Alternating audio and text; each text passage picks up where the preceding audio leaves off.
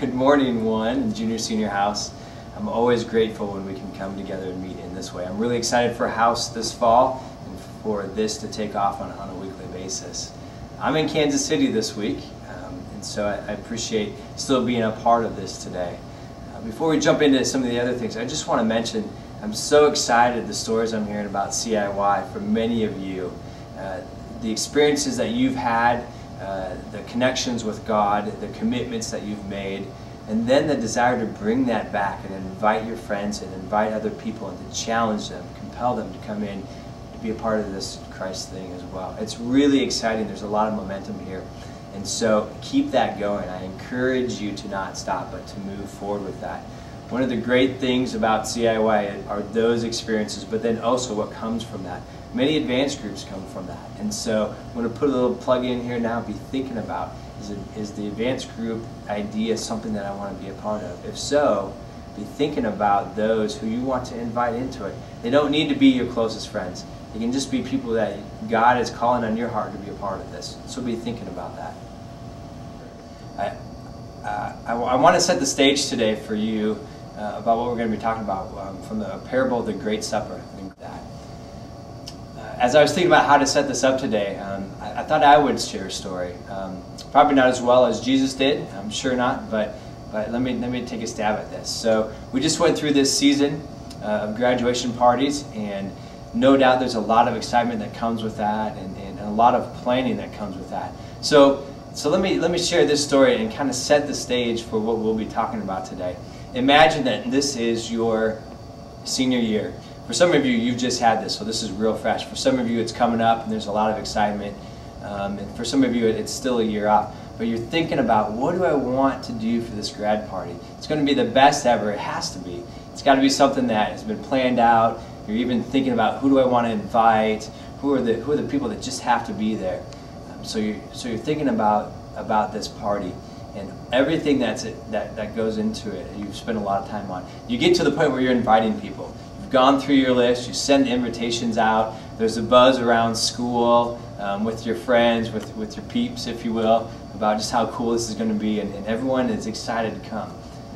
So it's Saturday. You've graduated on Friday. Saturday's come. It's your party. It's getting close, about 1:30. You're excited. There's some anxiousness, but no one's come yet. 2 o'clock rolls along. Still, nobody's there. So you're starting to get a little anxious. Your folks are saying, hey, what's going on here? And so you're feeling that tension. So you start to call some of your closest friends. Hey, where are you? What's going on? And you hear this excuse. You know what? I can't come today. I just decided to go to a certain college and I need to go visit there. I can't come. I'm sorry. You're hanging up and you're like, that is the lamest excuse ever. We've had this plan forever. What's going on? So you call your next friend up. And they're like, you know, I'd really like to, but I'm in a wedding and I need to go get fitted for this dress, and so I'm sorry, I just can't make it. And you're thinking, okay, something's going on here. What is this? This is just not right. And so you call a third person up and they're like, you know, I just can't come. I need to spend some time with my girlfriend. We just haven't spent some time together, and it's really crucial for us to go on this date and spend some time.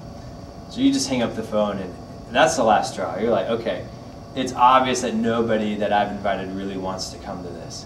So what do you do at that moment? You spent so much time and effort, and you're ready for this excitement. What a huge letdown. And all your closest friends have just given you this lame excuse. So here's what I would do. I would probably go, okay, well, who else is that I didn't have on the list? Who can I invite? Start going out and say, we got a lot of food here. We have some entertainment. Why don't you come? Just come and enjoy this party. You're going to probably be inviting people that you may not know as well, or just some people that you're like, you know what, I haven't talked to this person forever. Let's just invite them. Bring them in.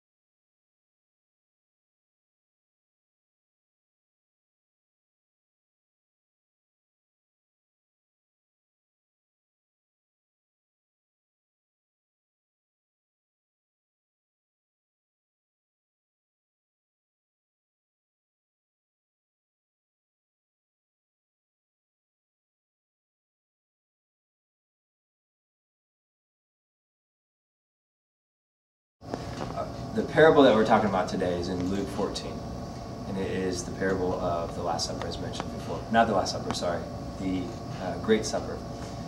And the beautiful picture that I'd like to paint for us today is that in Jesus' time, it was a really big deal to have feasts and banquets, celebrations. It was very much something that was planned way ahead of time, and a lot of preparation was put into that. And so if you think about the invitation that we'll read that the person gave out in this parable, that was done way ahead of time. And it was done in such a way to say, this is the group of people that is a part of my community. This is the group of people that I consider as my social thing, and inviting those people in. So when the time comes for this banquet to take place, nobody's showing up. So he sends out the servant. The excuses that are given are lame excuses. They're things such as, I just bought a piece of land, I need to go inspect it. Well, in that time frame, in that context, nobody would really buy a piece of land before they've actually seen it. Another excuse that was given was, I just bought 5 pair of oxen, and I need to go see how they are. That's really a lame excuse in this way, because really you only need 1 or 2 pair of oxen at most to accomplish what you need to. So to buy 5 is really, it's just somebody who's wealthy saying, you know what, I have better things to do. Really the point here is that this parable is talking about how Jesus has invited us all to his table. Through his abundant grace and mercy, Jesus has a place for us. The invitation was given out to everybody. Jesus in this parable is talking about how he sent an invitation out to the Pharisees, those religious people. They rejected them. They gave some lame excuses as well along the way. And because of that, Jesus then invites other people. He invites the sick, the poor, those that wouldn't normally be invited to this type of a banquet. The servant has gone out and gathered those people and said, there's still more room. So Jesus says, go out beyond the city. Go shake the bushes, so to speak, and compel people to come. Bring them in. Don't take no for an answer, but bring them in. And once the banquet is full, then it begins. The feast begins. What's really interesting here for us is to really think about Jesus has invited us to his table. As we dive into this parable today, I want you to think about a couple of things. Wrestle with this parable. Wrestle with this. Have I accepted the invitation to be at the banquet table of Jesus? If I have, who else am I inviting to come? And take a look around you, even those that are here today in one. Who's here or who isn't here that really needs to be here? That's one of the questions that this parable is asking. The last question I want you to wrestle with before we really dive into this is, what lame excuses am I giving God right now, if I am? Think about when Jesus is inviting you in, when there are opportunities to get to know him more, be a part of what he is doing around us. Are you giving lame excuses? Think about that, and have a great day.